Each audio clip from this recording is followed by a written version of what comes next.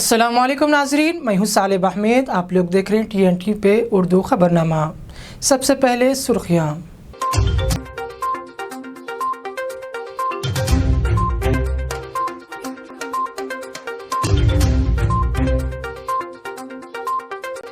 हैदराबाद के रुकन पार्लियामेंट असदुद्दीन अवैसी ने कल रात किशनबाग के जलसे से खिताब किया।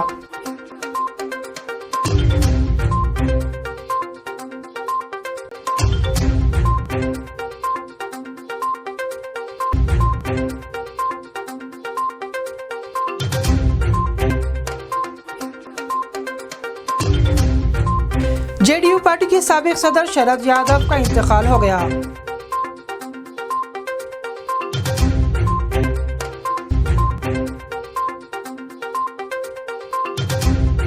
वज़ीर आज़म नरेंद्र मोदी ने JDU पार्टी के साबिक सदर शरद यादव के इंतकाल पर गम का इजहार किया।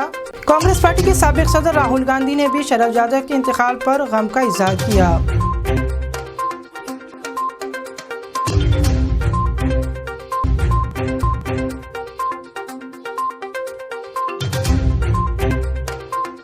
मेलादापल्ली पुलिस स्टेशन हुदूद में कल रात एक शख्स का कत्ल हो गया।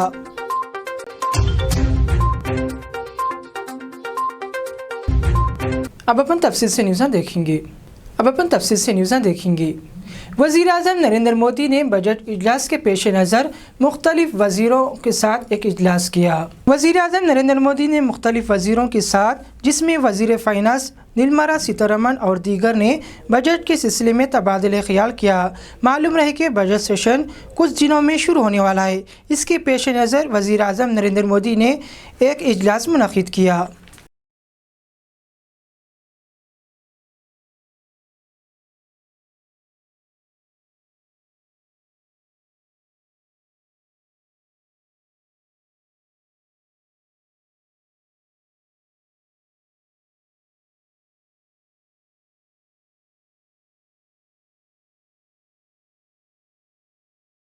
बिहार के सीनियर लीडर व RJD के लीडर लालू प्रसाद यादव ने शरद यादव के इंतकाल पर दुख का इजहार किया। JDU पार्टी के सीनियर लीडर व साबिक मरकज़ी वज़ीर शरद यादव के इंतकाल पर लालू प्रसाद यादव ने अस्पताल से एक वीडियो जारी करते हुए खिराज अक़ीदत पेश किया। लालू प्रसाद यादव ने अपने बड़े भाई कहा कि बड़े भाई का इंतकाल हो गया है और आवाम के लिए इन्होंने बहुत काम किया है। खबर सुन करके मैं काफ़ी विचलित हुआ हूँ, काफ़ी दुखी हूँ और काफ़ी आघात लगा है। शरद यादव जी, माननीय मुलायम सिंह यादव जी और नीतीश कुमार जी और बहुत सारे नेता, हम सब लोग डॉक्टर राम मनोहर लोहिया, चंद नायक कर्पूरी ठाकुर जी के सानिध्य में मिल के राजनीति किया करते हम लोग आ रहे हैं। आज एक खबर लगा, मैं तो सिंगापुर में हूँ और इलाज के क्रम में ही इसी समय खबर लगा कि वो हम लोग के बीच में हम नहीं रहे। महान समाजवादी नेता थे, स्पष्टवादी थे। शरद जी और मैं कभी कभी लड़ भी जाता था, बोलने के मामले में, भाषण के मामले में, विचारों को रखने के मामले में, लेकिन लड़ाई का कोई दूसरा कटु बात नहीं रहता था। लाखों लाख अपने मित्रों को छोड़ करके हम लोग के बीच से वो उठ गए। मैं भगवान से प्रार्थना करता हूँ उनकी आत्मा को चिर शांति दें और शोक संतप्त परिवार को मैं पूरा श्रद्धांजलि देता हूँ। उत्तराखंड के जोशीमठ पर गर्क होने का खतरा बढ़ता ही जा रहा है। 12 दिनों में 5.4 सेंटीमीटर ज़मीन धंसने का इसरो की जानिब से एक सैटेलाइट तस्वीर मुनक़िद की गई है। नाज़रीन, याद रहे कि उत्तराखंड के जोशीमठ इलाके के कई होटल और 7 दीगर घरों में, मंदिरों में और आर्मी कैंप भी इसमें शामिल है। इसको देखते हुए जोशीमठ से आवाम को बाहर निकाला जा रहा है। उत्तराखंड में हुकूमत और मरकज़ी हुकूमत की जानिब से इस सिलसिले में कड़ी नज़र रखी हुई है और इजलास भी मुनक़िद की जा रहे हैं। जोशीमठ की आवाम को वहाँ पर से दूसरी तरफ मुंतकिल किया गया है।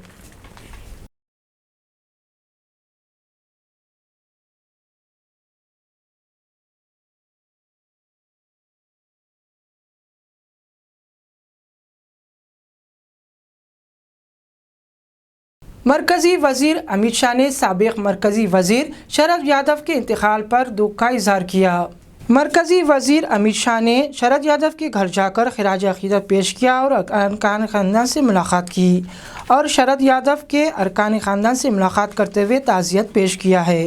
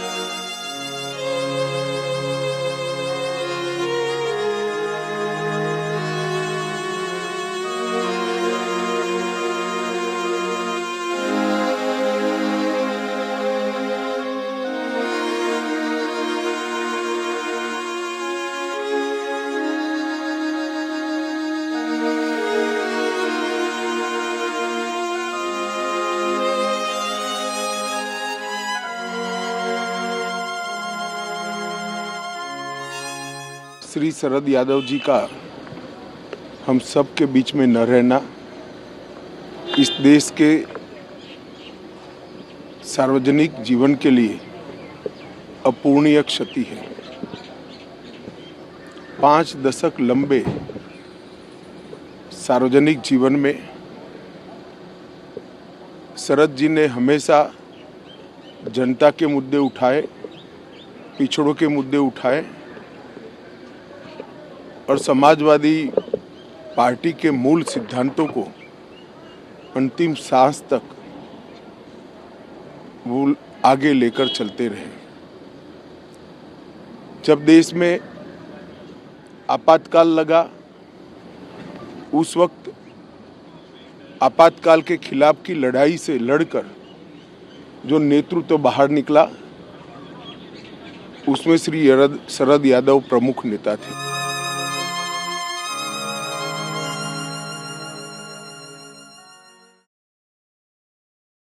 शरद यादव की आखिरी रस्मात हफ्ते के रोज़ मध्य प्रदेश के आबाई गांव में अमल में आएगी।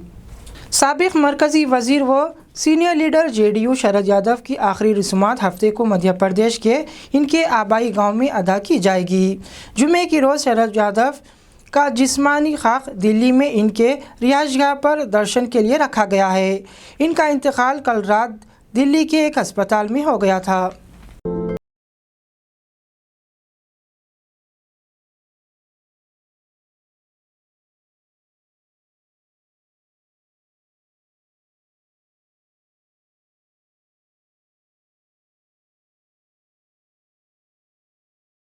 इनको दिल का दौरा पड़ा है तो हम उनको अस्पताल की तरफ ले जाने लगे, गुड़गांव फोर्टिस बस पहुंचने से पहले ही उनको फिर से एक दिल का दौरा आया और वो 9:15 अस्पताल ने समय बताया है कि 9:15 तक उनका देहांत हो गया।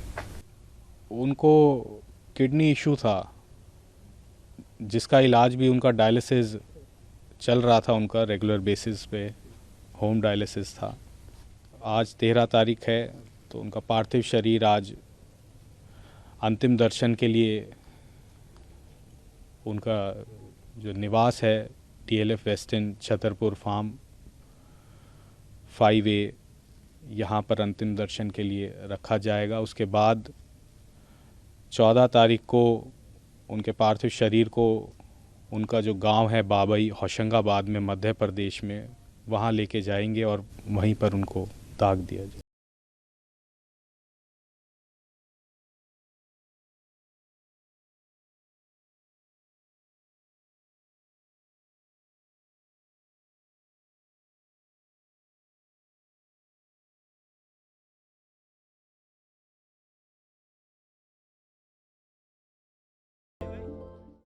लोकसभा स्पीकर ओम बिरला ने जेडीयू पार्टी के साबिक सदर व मरकजी वजीर शरद यादव के इंतकाल पर गम का इजहार किया है।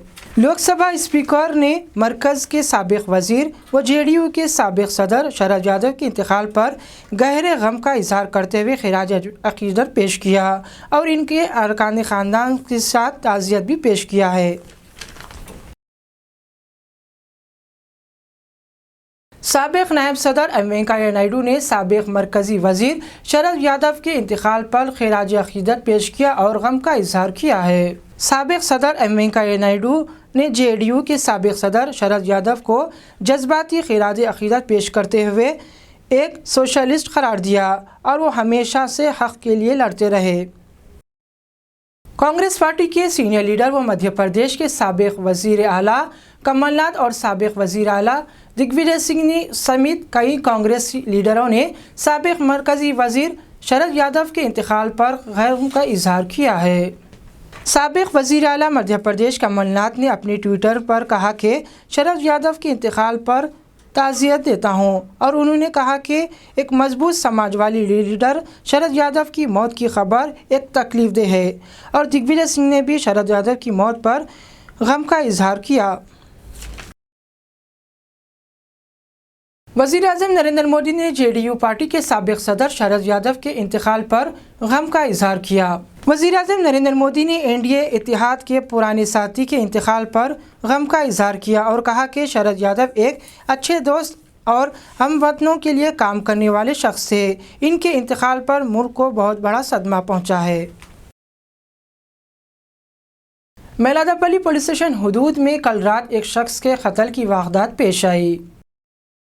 तफसीलात के मुताबिक 35 साला अब्दुल्ला साकिन मैलादापल्ली शमा कॉलोनी पर जुमेरात की रात को महलूक हथियारों से हमला करते हुए इसका कत्ल कर दिया गया है। कत्ल की वजह जायदाद का तनाज़ा बताया गया। कत्ल की इस वारदात में भाई और बाप मुलविस बताए गए हैं। पुलिस ने कत्ल का मुकदमा दर्ज करते हुए लाश को पोस्टमार्टम के लिए उस्मानिया दवाखाना मुंतकिल कर दिया और तहकीकात का आगाज़ कर दिया है।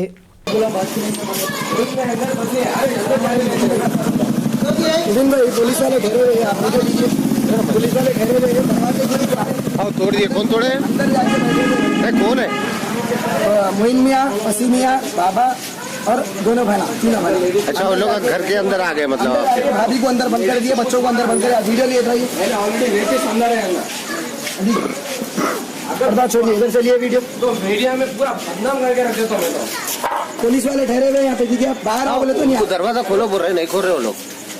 हेलो, घर के बाहर आए मुबिन भाई, आए मेरे वीडियो घर में घुस के अंदर दरवाजा तोड़ के यहाँ पर अंदर लेडीज अकेले हैं, पूरे छोटे बच्चे मार रहे कर रहे हैं अंदर, पूरा कौन है अंदर पूरा मार रहे अंदर। कौन अंदर? कौन है अंदर? बाबा है, भाई है, मोइन है, 4 महीने से नहीं है। आप लोग मतलब आप मेराज फातिमा बहन है, अस्मा है, आप लोग भाया है?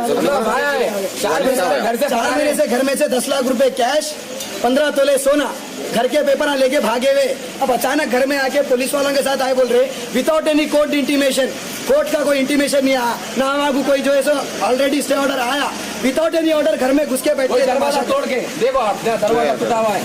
पुलिस वाले ठहरे हुए तो क्या बोले? तो पुलिस के साथ आए, कोई अभी अरेस्ट करे या घर में ये कुछ भी अरेस्ट नहीं करे, ठहरे हुए। हमारे जॉब पर घर में भाभी अकेले, बच्चे अकेले। प्रेग्नेंट लेडी अंदर मार रहे, अंदर ऑलरेडी मारे और हॉस्पिटल में एडमिट थे, ले लेके भागे, सोना है वो सब। ठीक है, हाँ अंदर है पूरे। ठीक है, एक मिनट। अस्सलाम वालेकुम, मेरा नाम मोहम्मद मुनीरुद्दीन है। आज मेरे घर में मैं घर के बाहर ठहरे हुए थे, मेरे भाई वालिद साहब ने 4 महीने पहले पूरे प्रॉपर्टी के पेपर्स, डॉक्यूमेंट्स वगैरह, सोना पूरे 10-15 लाख रुपए थे घर में, ले लेके भाग गए, फरार है। ऑलरेडी उनके ऊपर केस चल रहा। अब घर में प्रेग्नेंट भाभी वगैरह है, उन लोगों को मार के करके घर में जुल्म कर रहे थे। फिर इसके बाद भाई उन्होंने बोले पहले 1 साल पहले तो मेरे को अलग कर दिए।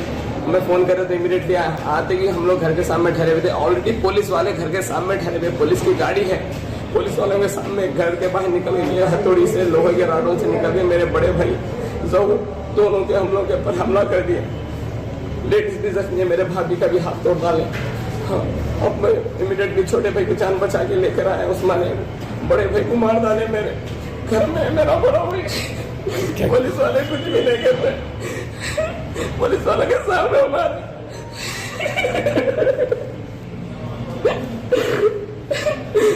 अब मैं मेरे भाई का इलाज करा रहा हूँ। नाम क्या? मेरे भाई का नाम मोहम्मद ज़हरुद्दीन है। मेरे भाई को जो मार दिए उनका नाम मोहम्मद अब्दुल्ला है। मेरे को फोन करेंगे, आप बोल रहे हमके भाई को मार डाले बहुत बुरी तरह से। डेड बॉडी उस्मानिया को लेके आ रहे हैं। अभी मैं उस्मानिया में हूँ। असदुद्दीन अजीज साहब, महमूद अली साहब, अकबरुद्दीन अली साहब, आप लोगों से ये विनती है उन लोगों के पास सख्त से सख्त कार्रवाई की जाए। ऐसा काम कभी जिंदगी में नहीं करना। मेरे वालिद साहब मोहम्मद मसूदुद्दीन, मेरा भाई मोहम्मद मोइनुद्दीन, मोहम्मद फसीउद्दीन, मेराज फातिमा, आसमा निसा बेगम, तलत निसा बेगम, लगा पूरे घर में घुस गए, घर तोड़ के, दरवाजा तोड़ के पुलिस वाले के सामने। फिर इसके बाद हम लोग घर में घुसने के ऐसे कि हम लोग घर के बैठे रहे, हम लोग अंदर जाने नहीं दे रहे, भाभी को मार रहे अंदर। इसके बाद डायरेक्ट हमारे पर गेट खोल के हमला कर दिए, मार दिया भाई को। इस अब मैं उस्मानिया में हूँ, अब यहाँ पर हूँ मैं उस्मानिया के अंदर। अब मैं बयान दे रहा हूँ। मैं अब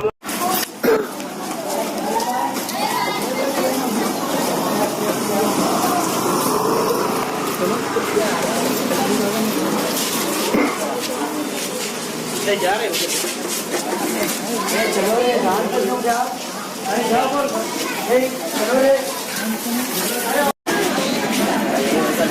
बाहर से मंदिर करके घर में लेडीज से बात अलग आती थी, बाहर निकले घर के बाहर बाहर ऐसा बात करो, कुछ भी ना होता बराबर बराबर खाली एक ही है शादी बना था। शादी हुआ तो उसके बाद से ये रात को बनाया, मैं बनाया है ऐसा दूसरा ले जाओ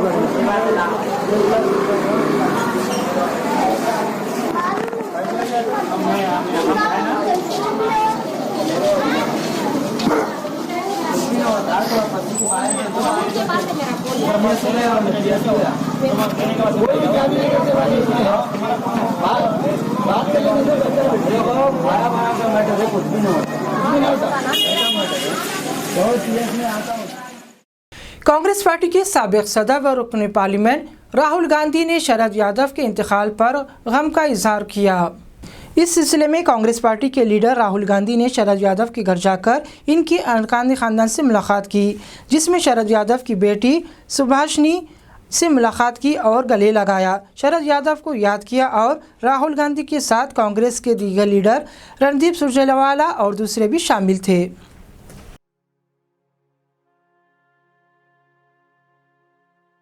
जदयू के पूर्व राष्ट्रीय अध्यक्ष और पूर्व केंद्रीय मंत्री शरद यादव का गुरुग्राम के फोर्टिस अस्पताल में निधन हो गया। कांग्रेस नेता राहुल गांधी उनके घर पहुंचे और उन्हें श्रद्धांजलि दी। राहुल गांधी शरद यादव की बेटी सुभाषिनी राव से मिले, जो काफी भावुक दिखाई दे रही थी। राहुल गांधी ने उनके परिवार से भी बात की और उन्हें सांत्वना दी।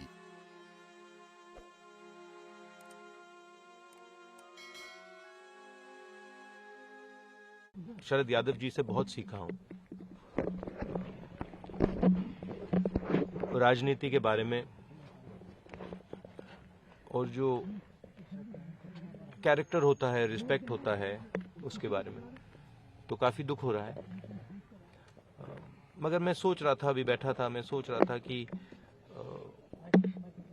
शरद यादव जी नहीं रहे,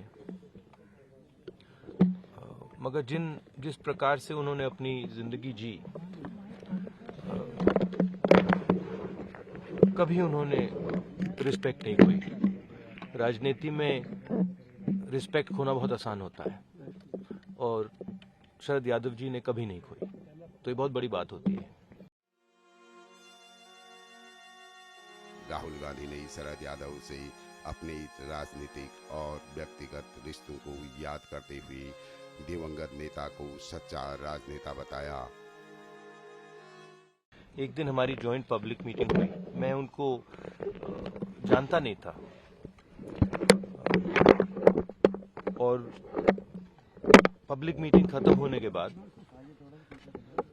सब वापस जा रहे थे, तो मैंने उनको देखा, वो सड़क पे चल रहे थे, काफी मतलब वहां पे कंफ्यूजन था, सब नेता निकल रहे थे, तो मैंने उनको देखा चलते हुए, तो मैंने कहा शरद यादव जी आप हमारे साथ चलिए, तो मैंने उनको गाड़ी में बैठा दिया और फिर मैंने उनसे कहा कि शरद यादव जी मैं जानता हूं कि आप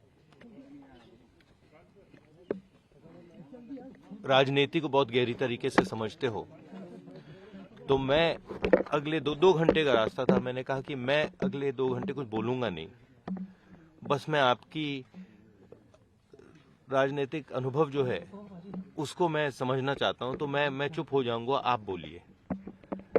तो उन्होंने 2 घंटे मुझे हिंदुस्तानी राजनीति के बारे में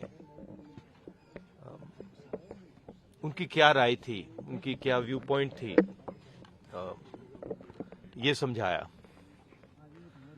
फिर उन्होंने, जो ऑपोजिशन के लीडर थे, तो मेरी दादी के साथ उनकी काफी मतलब राजनीतिक लड़ाई हुई थी, तो फिर उन्होंने मुझे बताया कि राजनीतिक लड़ाई थी, मगर मेरी दादी और उनके बीच में इज्जत और प्यार का, मोहब्बत, रिस्पेक्ट का रिश्ता था। और जो वो उन्होंने मुझे 2-3 घंटे में बताया, वो एक रिश्ते की शुरुआत थी।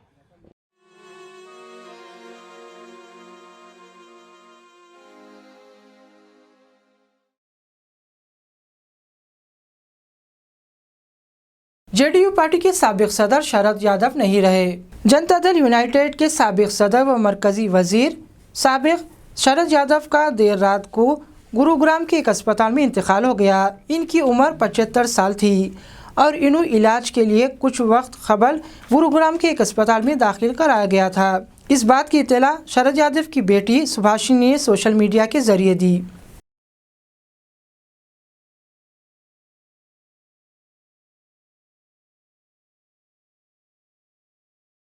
महाराष्ट्र नासिक शिरडी शाहराह पर बस और ट्रक में खौफनाक तसादुम हुआ, जिसमें 10 अफराद की मौत वाक़े की इत्तला है। तफसीलात के मुताबिक महाराष्ट्र में नासिक शिरडी शाहराह पर जुमे की अवालिन सातों में एक खौफनाक सड़क हादसा पेश आया, जिसमें 10 अफराद की मौत वाक़ी हो गई, जबकि दूसरे मुताबिक ज़ख्मी बताए गए हैं। पुलिस के मुताबिक शिरडी शाहराह पर करीब अक़ीदतमंदों से भरी जा रही थी बस में एक ट्रक से टकरा गई, जिसमें कम से कम 10 अफराद हलाक हो गए और दीगर जख्मी बताए गए हैं।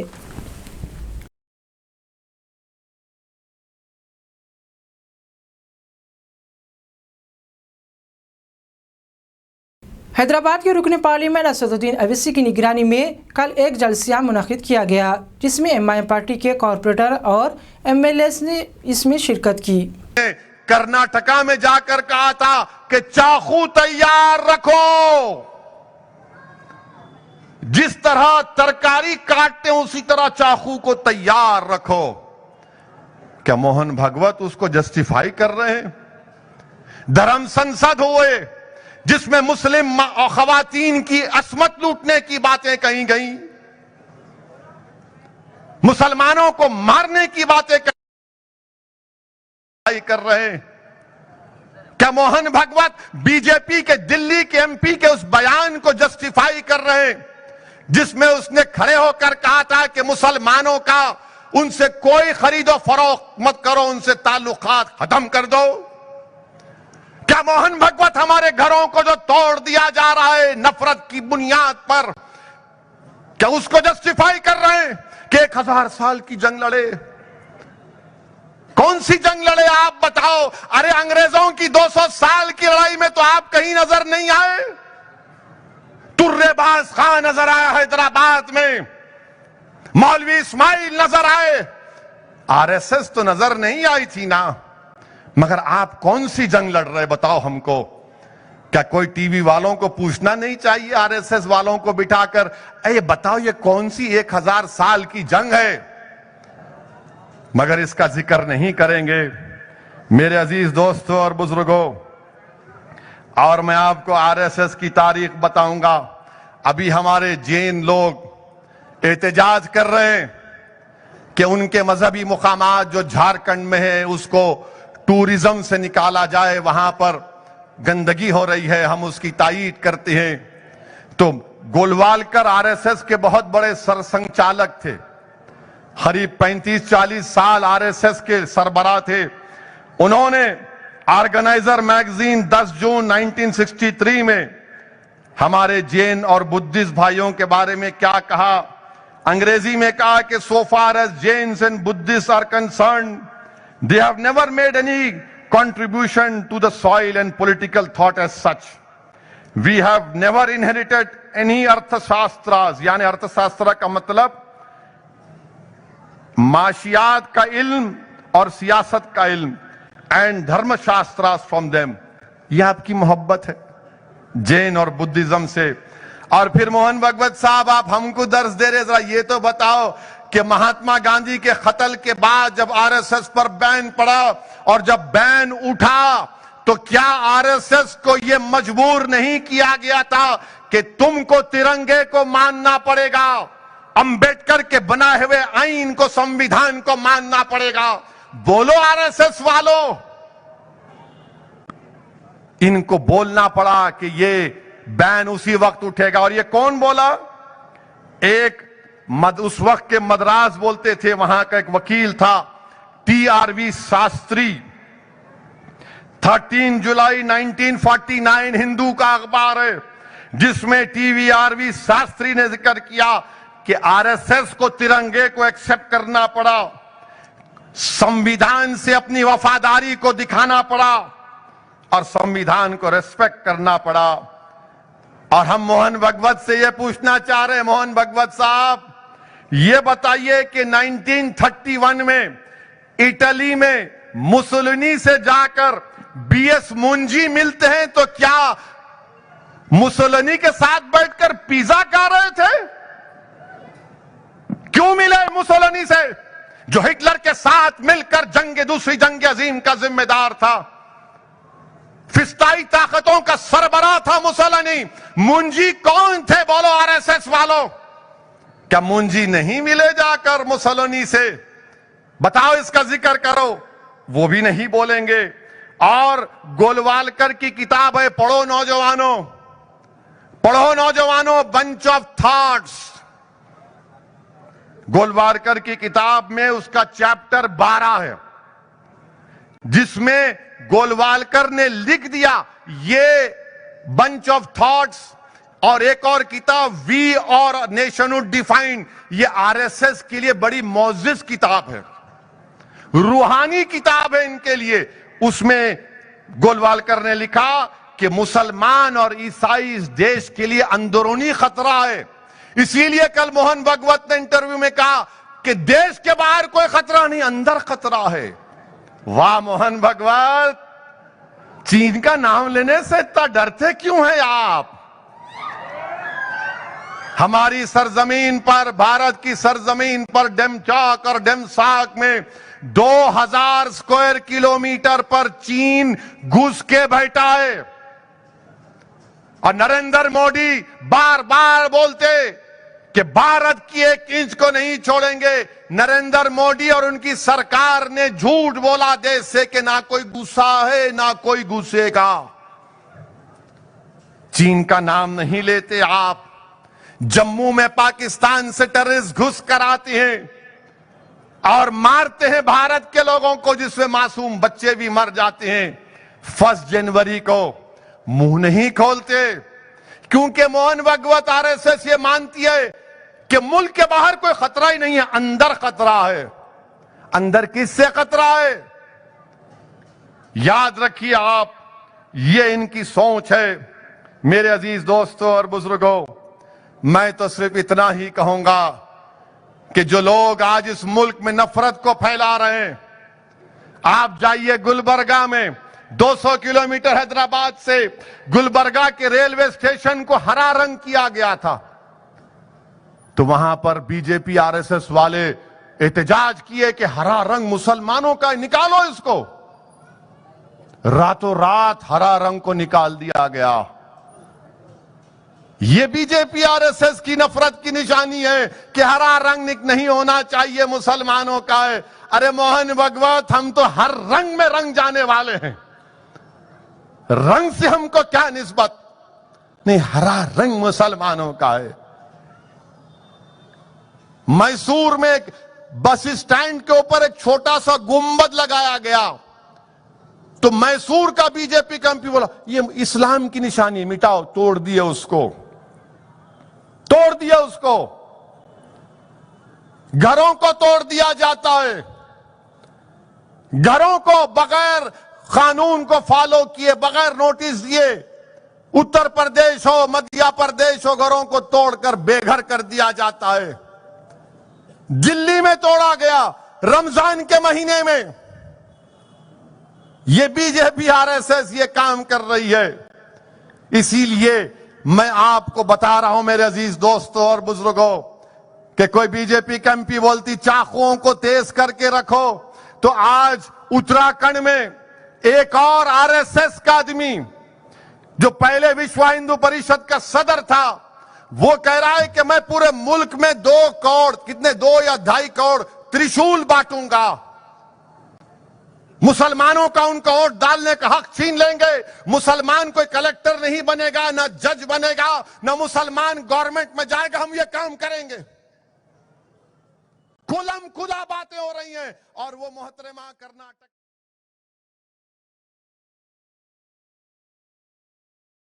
आज के बाद से बस इतना ही। अल्लाह हाफिज।